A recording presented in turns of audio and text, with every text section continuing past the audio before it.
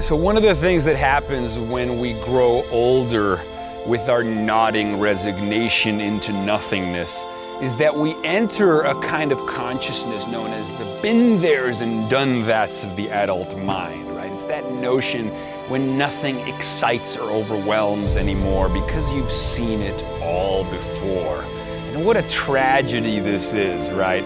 I mean, come on. I mean, we all remember nostalgically the intensity of experiencing something for the first time, seeing the world through the eyes of a child, wonderstruck and entranced by awe, right? Succumbing to astonishment, giving in to astonishment, mouth gaped wide. I mean, damn, to see something for the first time. But then what happens? Then you assimilate, you model it in your brain, you store it in your library of been theres and done that's, and you no longer engage, right, sensorially with stimuli. It's called hedonic adaptation. Familiarity breeds boredom. It's so depressing, right? And so what do we do? Well, I think this is where mindful self-inquiry comes in. This is where meditation, this is where breathing exercises and yoga comes in.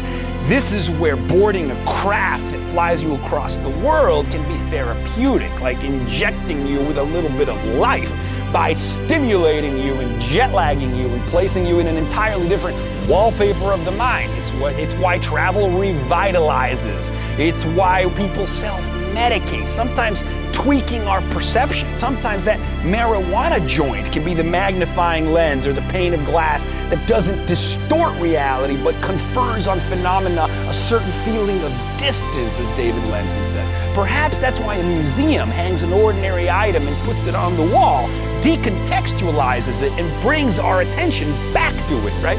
We get to enter the archetypical space where the specific stands in for all of its kind, stands in for the universal, right?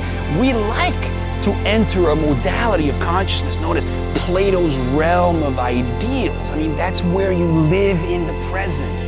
That's when anxiety about the future and melancholy for the past get drowned out by the ever-present rapture of the now. And we are free.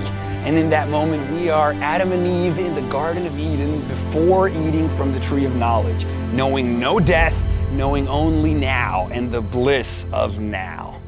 If only we could get back there. I support whatever works, as long as you don't hurt anybody else.